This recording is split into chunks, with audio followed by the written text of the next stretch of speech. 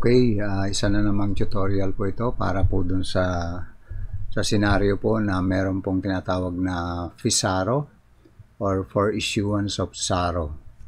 Yung dating tinatawag nating for later release. Ibig sabihin, meron po tayong appropriations sa ating line item budget.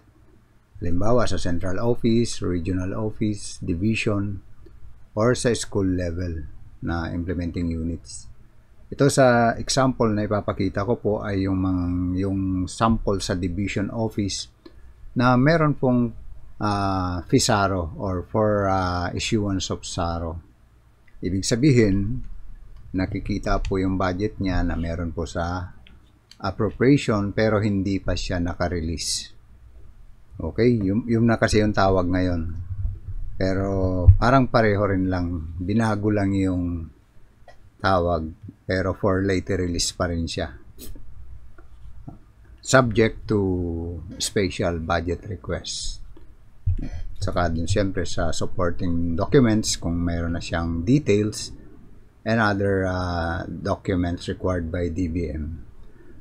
Okay, papakita ko po kung paano gawin yung scenario na yon. Dito, papakita ko yun sa Bicol region kasi meron po silang for issuance of SARO. Ito yung template natin na makikita natin yung galing sa Budget Division Central Office na breakdown nito na meron tayong authorized appropriation, yung recording ng GAAW, yung ating dating tinatawag natin, di ba, for comprehensive release, FCR, yung GAAW.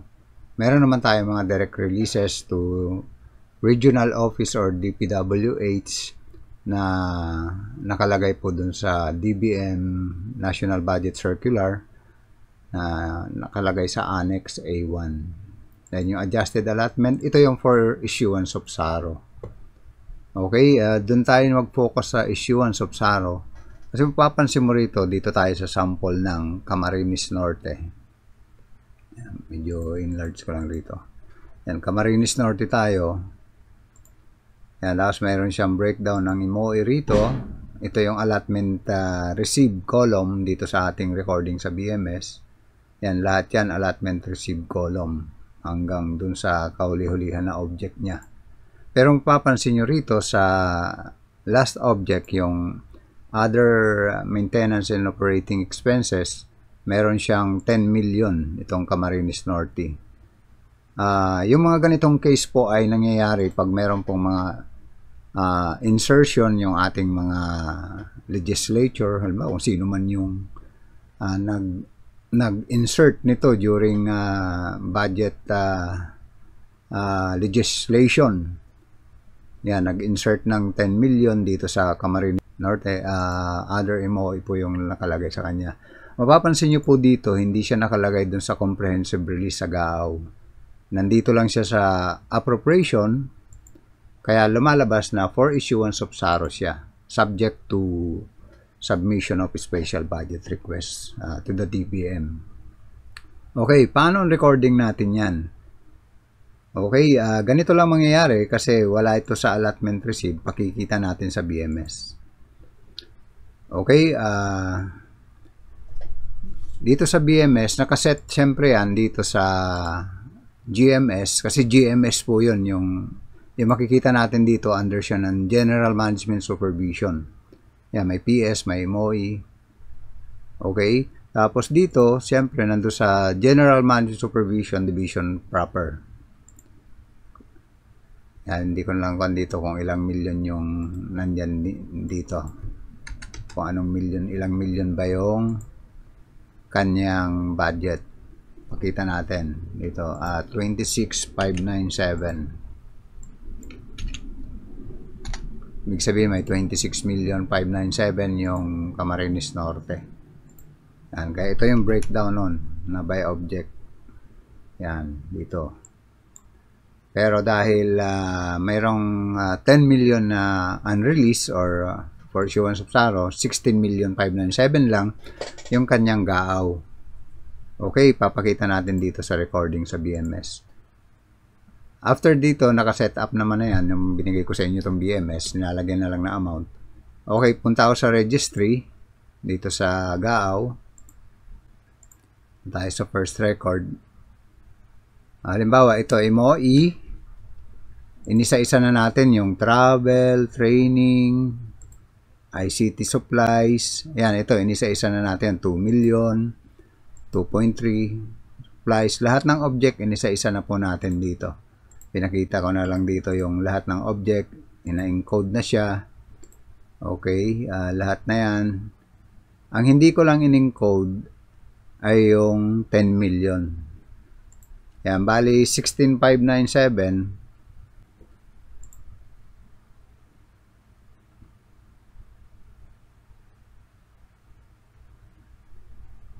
Yung nakapasok. 16,597 yung nakapasok na GAAW. Siyempre, yung appropriation niyan, kulang pa ng 10 million. Ang gagawin ko lang, yung other MOE na kasi yung kulang ko dito. Para yun lang for purposes nitong tutorial na lang. Other MOE na lang yung 10 million. Pag pinasok natin dito, Control C, tapos dito, Control V, other MOE. Yan, hanapin lang yung other MOE sa pinakalas ng MOE. Ayan, other MOE. Tapos, pag nilagay nyo kasi dito yan, 10 million, edit. 1, 2, 3, 4, 5, 6. Yung 10 million na yan, nag-automatic po yan dito sa authorized appropriation. Yan, nasa authorized appropriation din yung 10 million. Kaya mangyayari, pag ginalaw nyo yan, magiging 26,597, naka-release din yung 10 million.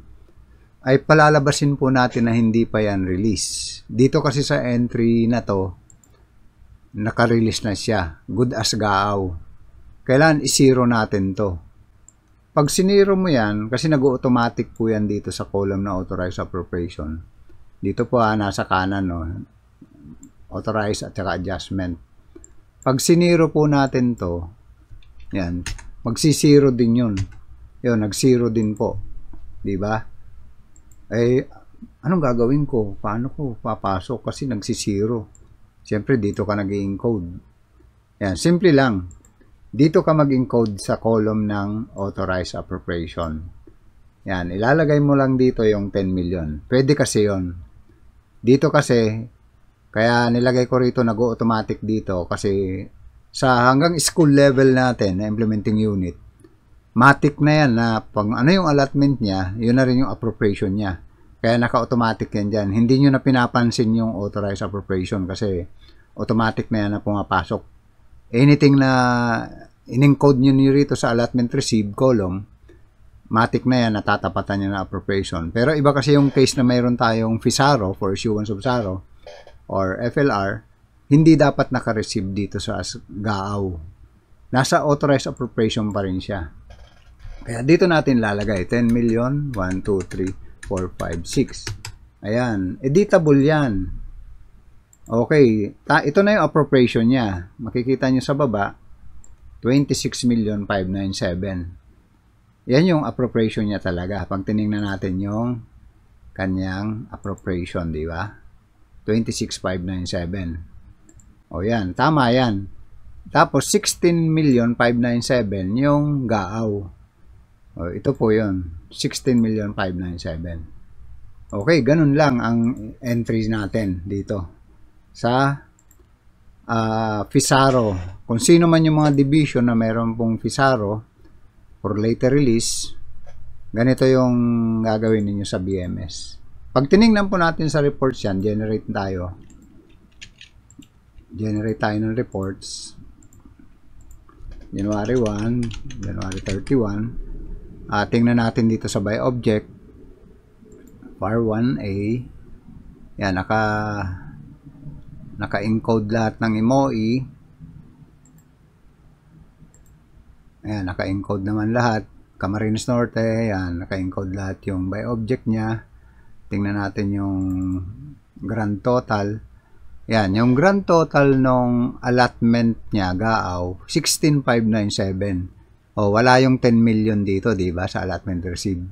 Nandun siya sa authorized appropriation, yung 10 million. Kaya 26,597 yung totality ng kanyang appropriation. Saan makikita yung 10 million? Nandun pa siya sa last page. Makikita natin dun sa unreleased appropriation. Yan, nandito po yung unreleased appropriation, 10 million. Yan, ang gagawin nyo ngayon, yung Camarines Norte, i-request nyo yan sa DBM, yung 10 million. Yan, tingnan nyo lang kung ano po yung mga supporting documents required by DBM. Yun, saan ba makikita yung mga supporting documents? Tingnan nyo lang sa DBM website, dun sa kanilang Citizens Charter. Makikita po yung mga documentary requirements ng DBM doon pag nagre-request po tayo ng mga for issuance of SARO. Yun, ganun lang po. O diba, okay naman siya, unreleased appropriation. Nandito, tama yung total natin. Okay, ganun lang po yung ating entries in case na meron po kayong mga FISARO or for issuance of SARO or for issuance or for later release dati. Okay, sana makatulong po ito sa lahat ng merong FISARO, like yung sa regional office, ganon din yung take up ninyo nung new school personal position. Ilalagay po ninyo dun sa authorized appropriations, yung total PS. Then yung releases naman nun, sa division naman yun at direct dun sa school. Yan, ganyan din yung scenario ng mga lahat ng may item na merong FISARO. Okay, yun lang po. Maraming salamat.